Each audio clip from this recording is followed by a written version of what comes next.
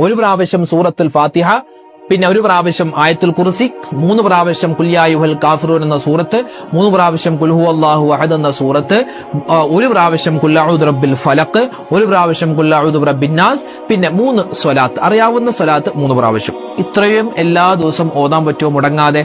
എങ്കിൽ ഇൻഷാ അല്ലാഹ് വെച്ചടി കയറ്റമുണ്ടാകും. കച്ചവടത്തിൽ ഖൈറുണ്ടാവാൻ, അതുപോലെ ശമ്പളം മുടങ്ങി കിടക്കുന്നു അത് തിരിച്ചു കിട്ടാൻ, അതുപോലെ സ്ഥാപനത്തിലേക്ക് ആളൊന്നും വരുന്നില്ല. ഇപ്പോ ചില ആളുകൾ പറയാറുണ്ട്, എന്ത് കൈനീട്ട കച്ചവടം പോലും കിട്ടുന്നില്ല എന്ന്. കൈനീട്ട കച്ചവടം എന്തെങ്കിലും ഒന്ന് കിട്ടണ്ടേ, അതുപോലും കിട്ടാതെ. അതുപോലെ തന്നെ ഇതൊക്കെ നമുക്ക് കച്ചവട സംബന്ധമായ കാര്യങ്ങൾ മാത്രമല്ല, നമ്മുടെ ഈമാൻ ഉറക്കാൻ സൂറത്തുൽ കാഫിറൂന്റെ ശ്രേഷ്ഠതയാണ്. നമ്മുടെ ഈമാൻ ഉറക്കും, ഈമാൻ പാറ പോലെ ഉറക്കാൻ, ഇബ്ലീസിന്റെ ശർറിനെ തൊട്ടുള്ള കാവൽ കിട്ടാൻ. അതുപോലെ തന്നെ 4 പ്രാവശ്യം ഈ സൂറത്തുൽ കാഫിറൂൻ ഓതിയാൽ നമുക്ക് എന്താ പ്രതിഫലം എന്നറിയോ? ഒരു ഖത്മ തീർത്ത പ്രതിഫലമാണ്.